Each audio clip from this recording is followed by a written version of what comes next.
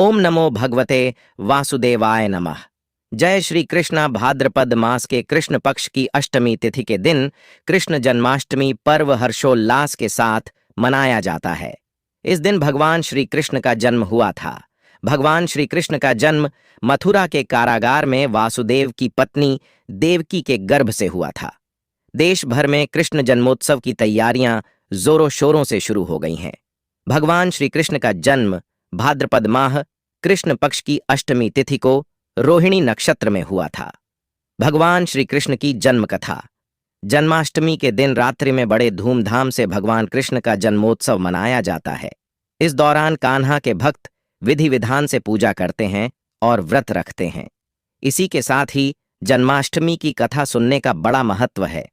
मान्यता है कि इससे जातक के जीवन के सभी दुख दूर होते हैं और जीवन में सुख समृद्धि और खुशहाली आती है। चलिए जानते हैं जन्माष्टमी पर श्री कृष्ण की जन्म कथा। पौराणिक कथाओं के अनुसार भाद्रपद माह कृष्ण पक्ष की अष्टमी तिथि को भगवान कृष्ण ने माता देवकी की 8वीं संतान के रूप में जन्म लिया था। कृष्ण जी का जन्म मथुरा में कंस के कारागार में हुआ था। माता देवकी राजा कंस की बहन थी। कंस को सत्ता का लालच था। उसने अपने पिता राजा उग्रसेन की राजगद्दी छीनकर उन्हें जेल में बंद कर दिया था और स्वयं को मथुरा का राजा घोषित कर दिया था। राजा कंस अपनी बहन देवकी से बहुत प्रेम करते थे। उन्होंने अपनी बहन का विवाह वासुदेव से कराया था। एक समय कंस अपनी बहन देवकी को उसकी ससुराल पहुंचाने जा रहा था। रास्ते में आकाशवाणी हुई, हे कंस, जिस देवकी को तू बड्ढे प्रेम से ले जा रहा है उसी में तेरा काल बसता है। इसी के गर्भ से उत्पन्न 8वां बालक तेरा वध करेगा। यह सुनकर कंस वसुदेव को मारने के लिए उद्यत हुआ। तब देवकी ने उससे विनयपूर्वक कहा, मेरे गर्भ से जो संतान होगी उसे मैं तुम्हारे सामने ला दूंगी। बहनोई को मारने से क्या लाभ है? कंस ने देवकी की बात मान ली और मथुरा वापस चला आया। उसने वसुदेव और देवकी को कारागृह में डाल दिया। वसुदेव देवकी के एक एक करके 7 बच्चे हुए और 7 को जन्म लेते ही कंस ने मार डाला। इसके बाद भाद्रपद माह कृष्ण पक्ष की अष्टमी तिथि को रोहिणी नक्षत्र अंधेरी रात में भगवान कृष्ण ने जानकी के 8वें संतान के रूप में जन्म लिया। श्री कृष्ण के जन्म लेते ही कोठरी प्रकाशमय हो गई। आकाशवाणी हुई कि विष्णु जी ने कृष्ण जी के अवतार में देवकी के कोख में जन्म लिया है।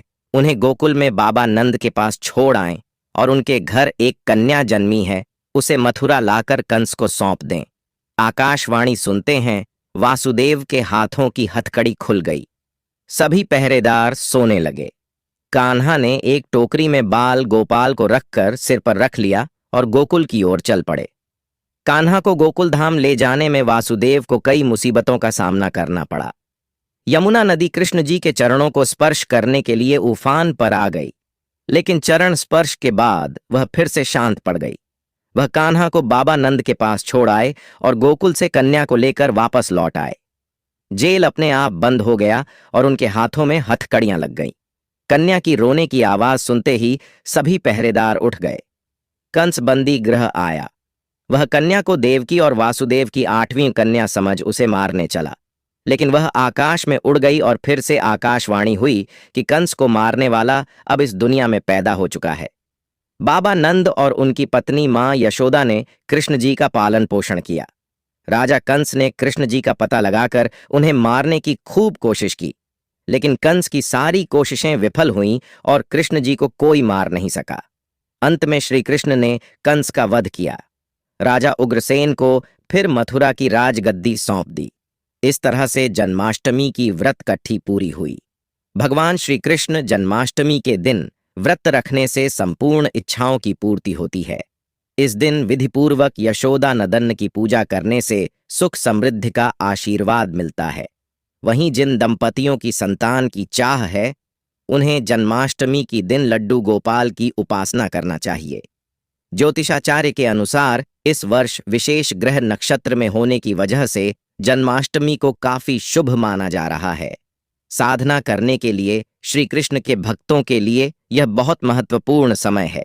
वैसे तो हर जन्माष्टमी शुभ होती है और श्री कृष्ण भक्तों के सारे दुख हर लेते हैं, लेकिन अगर आप विशेष काल और नक्षत्र में भजन कीर्तन के साथ श्री कृष्ण कथा और लीला अमृत का पाठ करते हैं तो इससे भगवान श्री कृष्ण प्रसन्न होंगे।